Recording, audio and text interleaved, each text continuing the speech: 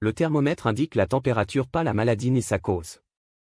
Nous en avons mis partout pour comprendre notre société, pour expliquer le moindre fait et geste, car il nous semble important de maîtriser l'histoire qui prétend donner l'origine de tout sans analyser la subjectivité qui l'a produite, de réunir des causes que l'on associe arbitrairement à des conséquences pour, croyons-nous, posséder une réalité qui ne dépend finalement que du thermomètre et de l'intentionnalité du spectateur qui nous anime, sans réfléchir aux conséquences néfastes qu'elle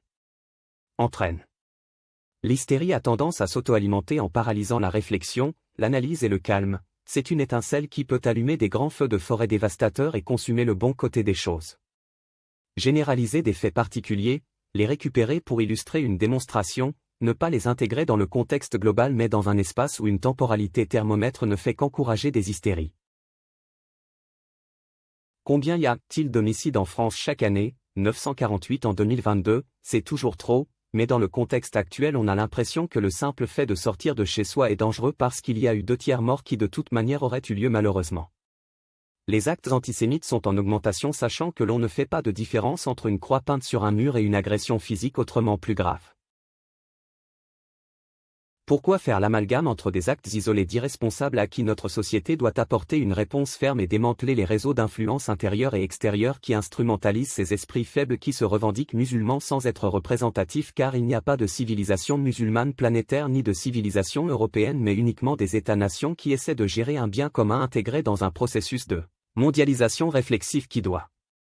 s'améliorer pour aboutir à une gestion commune de la planète, sans quoi les défis climatiques, démographiques, d'accès aux ressources naturelles, à l'éducation, la santé, la science, la sécurité, ne pourront pas trouver de solution, sachant que nous sommes sur une planète appelée à disparaître dans 4/5 milliards d'années. Veut-on que la civilisation humaine poursuive son chemin dans l'univers?